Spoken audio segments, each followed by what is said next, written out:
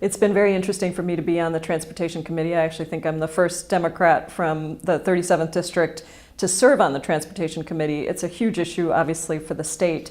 The transportation revenue package that's been put forward has many good things in it.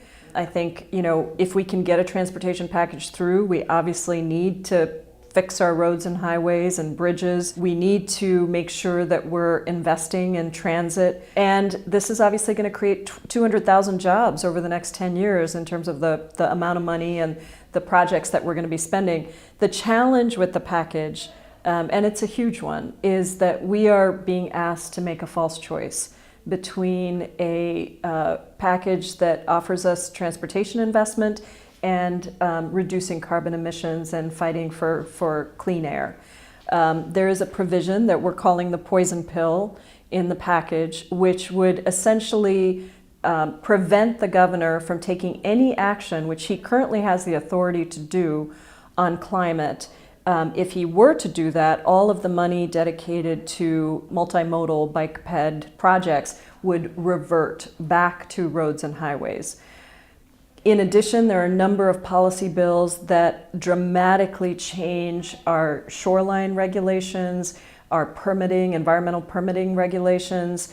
It's a very regressive package. It's an 11.5-cent gas tax increase, and it fundamentally will alter what money we have in the general fund to apply to education. So it takes all of the sales tax revenue that would normally go to the general fund and puts it into the transportation fund. So lots of problems with it. I think we all want to get to a place where we can vote on a clean transportation package that doesn't include, choosing between climate and transportation. We know we're not going to get a perfect package, but we want a package that's really about transportation. Let's make it about transportation, and then we'll all be able to vote on it and keep it moving along and hopefully continue to make it better in the process. Right now, that's not the package we've been given.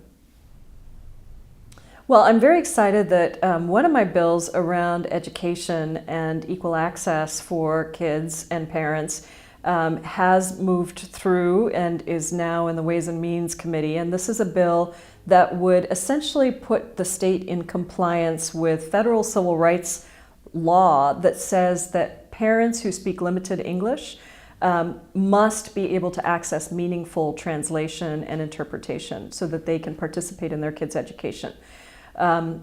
My bill would create a working group to come up with a model policy on language access, and then would require school districts across the state to actually implement that policy around language access, and then to make the resources available.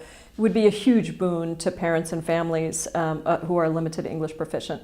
I'm also excited that a bill made it out of Transportation Committee yesterday that would increase the numbers of women and people of color who have access to transportation jobs through apprenticeship programs and pre-apprenticeship programs. And so hoping that continues to go through the process and make it to the floor.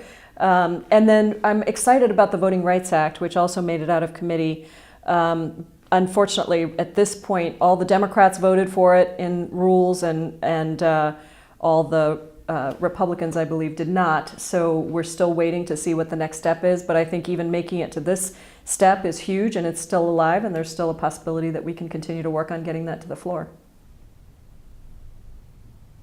We get hundreds of emails every day, and I really enjoy getting those emails because it gives me a pulse on what's going on, so I would really encourage people to continue to send emails. The top issues right now are around oil train safety. This is an enormous issue. The bill, unfortunately, that's moving through the Senate right now does not do enough.